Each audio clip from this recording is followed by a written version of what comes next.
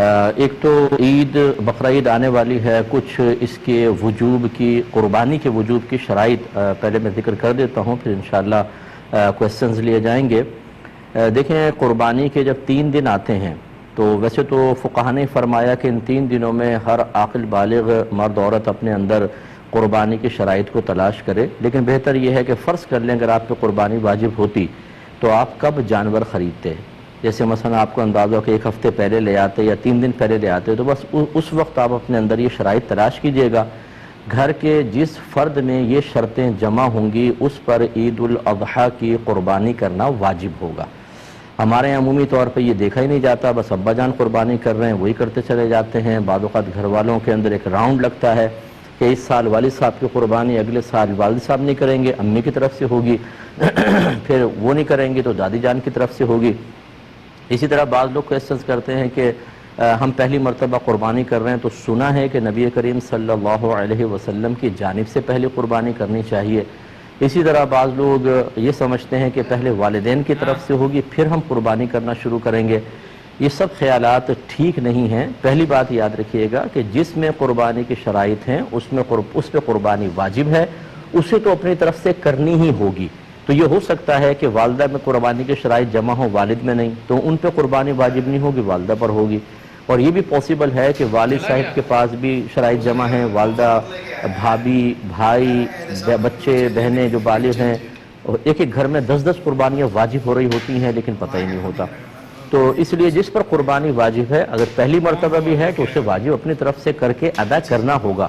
پھر یہ نہیں ہے کہ آپ نبی کریم صلی اللہ علیہ وسلم کی طرف سے کریں، کیونکہ رحمت کونین صلی اللہ علیہ وسلم کی طرف سے کریں گے تو وہ نفلی قربانی ہوگی، تو پھر آپ کا واجب تو رہ جائے گا، آپ گناہ گار ہوں گے۔ ہاں، اگر کوئی ایسا شخص جذبہ رکھتا ہے تو 2 جانور لے کر آئے یا 2 گائے کے حصے لے، ایک حصہ نبی کریم صلی اللہ علیہ وسلم کے نام پر اور ایک اپنی طرف منسوب کر کے کرے۔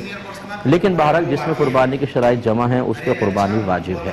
اب وہ شرائط کیا ہیں؟ نمبر 1، مسلمان ہونا، کافر پر نہیں ہوتی۔ عاقل اور بالغ ہونا، پاگل، مجنون اور نابالغ بچے پہ قربانی واجب نہیں ہے۔ تیسرا، مقیم ہونا، یعنی انسان مسافر نہ ہو۔ مسافر سے مراد جو شرعی مسافت ہوتی ہے کہ آپ شہر کی حدود سے باہر نکل گئے اور کم از کم 92 کلومیٹرز دور جانے کا ارادہ ہے۔ جیسے شہر کی حدود سے نکلیں گے مسافر ہیں، پھر اس وقت تک آپ مسافر رہیں گے جب تک آپ کسی اور شہر میں جا کر کم از کم 15 دن قیام کی نیت نہ کر لیں، یا پھر وہ آپ کا وطن اصلی ہو۔ وطن اصلی کہتے ہیں جیسے مثال کے طور پہ جہاں پر آپ پیدا ہوئے اور آپ کا آبائی گھر اب بھی وہاں موجود ہے، ماں باپ ہیں یا آبائی گھر موجود ہے کم از کم، وہ آپ کا وطن اصلی ہے۔ جیسے آپ کراچی میں کام کے لیے آئے اور پھر 2 دن کے لیے اپنے وطن اصلی میں چلے گئے قربانی کے ایام میں، تو وہ تو پھر آپ کا وطن اصلی ہے، جیسے آپ پہنچیں گے مقیم ہو جائیں گے۔ اور اسی طریقے سے اگر آپ نے کسی اور جگہ رہائش اختیار کر لی اور وہاں سے نکلنے کا ارادہ نہیں ہے کہ اب میں مستقل یہاں رہوں گا، وہ وطن اصلی ہوتا ہے۔ اور تیسرا، کہیں پر آپ نے شادی کی ہو اور آپ کی زوجہ وہاں پر ہوتی ہوں، موجود ہیں، تو پھر آپ جیسے دوسرے سٹی میں چلے گئے، جیسے ہی اپنے اس شہر میں آئیں گے جہاں آپ نے شادی کی ہے اور زوجہ بھی ادھر ہونی چاہیے اس شہر میں، تو آپ مقیم خود بخود ہو جائیں گے، چاہے 2 دن کے لیے گئے ہوں۔ لیکن اس کے علاوہ اگر کوئی ہے ان تینوں چیزوں کے علاوہ تو کم از کم 15 دن کی نیت کریں گے تو مقیم ہوں گے، ورنہ مسافر رہیں گے۔ تو مسافر پہ قربانی واجب نہیں ہوتی ہے، مقیم پر واجب ہوتی ہے۔ اور چوتھا، یہ اچھی طرح ذہن میں رکھیے گا کہ قربانی کے 3 دنوں میں اگر آپ کے پاس اتنا مال ہے کہ جس کی مالیت 52.5 تولہ چاندی تک پہنچ جائے اور وہ آپ کی ضرورت سے یا حاجت اصلیہ سے زائد بھی ہو، تو آپ پہ قربانی واجب ہوگی، یعنی یہ قربانی کا نصاب ہے۔ بس اتنا اگر اماؤنٹ آپ کے پاس ہے اور آپ کی ضروریات زندگی سے زائد ہونا چاہیے۔ ضروریات زندگی میں کون سا ہوگا؟ جیسے اگر فرض کر لیں آپ کو سیلری ملی تو راشن لینا ہے، بچوں کی فی پے کرنی ہے، اور چیزیں ہیں، یا گھر کے جو ضروریات زندگی کا سامان ہوتا ہے جیسے آپ کے کپڑے ہیں، آپ کے جوتے، اور اگر آپ نے اے سی لگایا ہوا ہے وہ بھی حاجت اصلیہ میں آتا ہے، آپ کا فریج، واشنگ مشین، برتن وغیرہ، یہ سب حاجات اصلیہ میں آتے ہیں۔ اسی طرح آپ کا ذاتی مکان، یہ حاجت اصلیہ میں ہے۔ اس سے فالتو کوئی بھی سامان ہو کہ جو آپ نے جو آپ کی ضروریات زندگی سے زائد ہے یا پھر سونا چاندی کی شکل میں ہے، تو وہ اس پہ قربانی واجب ہوگی۔ لہٰذا آپ کو دیکھنا یہ ہوگا، مثال کے طور پہ اگر کسی بہن کے پاس 1 تولہ سونا ہے تو یقیناً 52.5 تولہ چاندی تک اس کی قیمت پہنچتی ہے، تو ان پر قربانی واجب ہوگی۔ یہ زکوٰۃ کے نصاب کو نہ دیکھیے گا، اس میں یہی لکھا ہے کہ اگر کسی کے پاس بھی کسی بھی قسم کا مال ایسا ہو جو حاجت اصلیہ سے زائد ہو اور اس کی مالیت 52.5 تولہ چاندی تک پہنچ جائے تو اس شخص پہ قربانی واجب ہے۔ لہٰذا یہاں تک فقہاء نے لکھا ہے، مثال کے طور پہ اگر آپ نے کوئی مکان کرائے پہ چڑھایا ہوا ہے تو وہ تو آپ کی ضرورت سے زائد ہے نا، تو اس مکان کی بھی مالیت کا حساب ہوگا، قربانی واجب۔ اسی طریقے سے اگر آپ کا ذاتی مکان آپ رہ رہے ہیں، اس میں 6 کمرے ہیں، 4 یوز ہوتے ہیں، 2 کمرے بالکل بند پڑے ہوئے ہیں، ان 2 کمروں کی قیمت کا بھی حساب کیا جاتا ہے۔ اسی طرح آپ کے وہ کپڑے جو آپ پہنتے نہیں ہیں، چھوڑ دیے، جیسے بہنوں کے شادی کے ہوتے ہیں، ایک سوٹ صرف شادی کے ٹائم میں پہنا جاتا ہے، پھر ایسے فالتو پڑا ہوا ہے، اس کی قیمت کا بھی اعتبار ہوگا، یعنی جو بھی حاجت اصلیہ سے زائد۔ اسی طریقے سے اگر آپ نے BC بھری ہوئی ہے اور ابھی آپ کی نکلی نہیں تو سمجھ لیں وہ آپ کا قرضہ آپ نے دیا ہوا ہے، اس کی مالیت کا بھی حساب ہوگا۔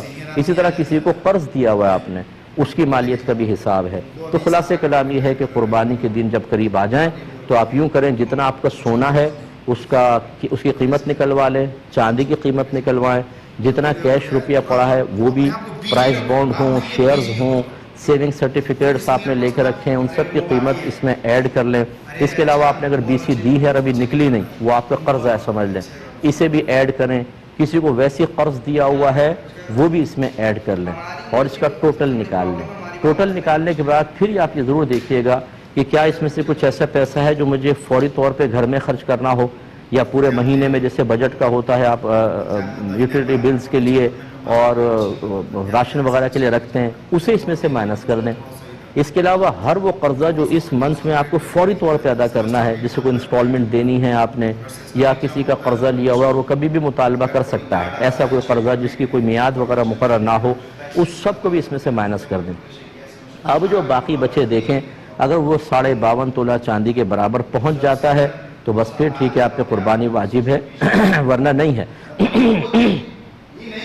اسی طریقے سے آپ نے ان تمام چیزوں کو ایڈ کیا، قرض باہر نکالا، آپ نے کوئی مکان کرائے پہ دیا ہوا ہے، دکان کرائے پر دی ہوئی ہے، یا آپ دکان چلاتے ہیں، وہ دکان آپ کی حاجت اصلیہ سے زائد کے لائے گی، اس کی قیمت ایڈ کریں گے تو قربانی بن جائے گی۔ اس طریقے سے ہر گھر کا فرد قربانی کا حساب کرے۔ اچھا، جب اس قسم کے مسائل لوگ سنتے ہیں، کیونکہ اس میں خرچہ ہوتا ہے، تو کہتے ہیں یہ تو ہم نے آج تک نہیں سنا تھا، پتہ نہیں کہاں سے مسائل نکال کر لے آئے۔ تو ہماری صحت پہ کوئی فرق نہیں پڑے گا، ہمارا کام ہے آپ کو سمجھانا۔ اگر آپ ایک ایسے ماحول میں رہے کہ جہاں آپ کو کسی نے یہ مسئلے نہیں بتائے تو وہ بتانا نہ بتانا وہ چھوڑ دیجئے، ہمارا کام تھا ان مسائل کو سیکھنا۔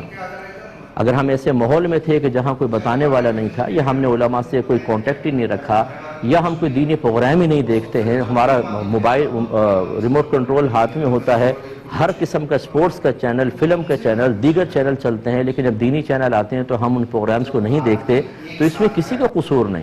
یہ وہ مسائل ہیں جن کا سیکھنا ہر عاقل بالغ مسلمان مرد و عورت پر لازم قرار دیا گیا ہے۔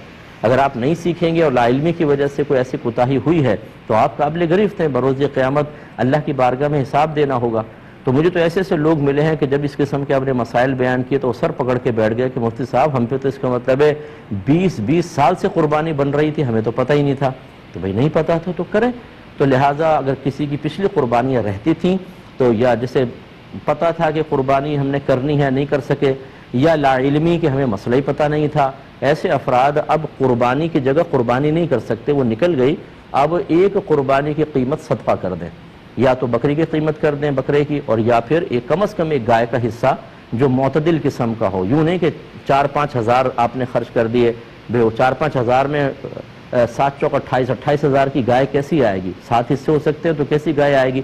اچھی تھوڑی سی درمیانے درجے کی گائے کا حساب کریں، اور اس کو آپ یعنی جتنے رہتی ہیں 10 قربانیاں ہیں تو اگر آپ 7 حصے ایک گائے کے اور 3 حصے اور گائے کے اندر ملا لیں تو 10 حصے ہو گئے، اتنے آپ کو رقم صدقہ کرنی ہوگی۔ فوری طور پہ کر سکتے ہیں، بیسٹ ہے، ورنہ اگر اتنے پیسے نہیں ہیں تو بہرحال اس دفعہ کی قربانی واجب ہے وہ پہلے کریں، اور پیچھے والی قربانی کے تھوڑے سال بسال خرچ کرتے رہیں تاکہ وہ آپ کا حساب کتاب پورا ہو اور آپ آخرت کی گرفت سے محفوظ رہ سکیں۔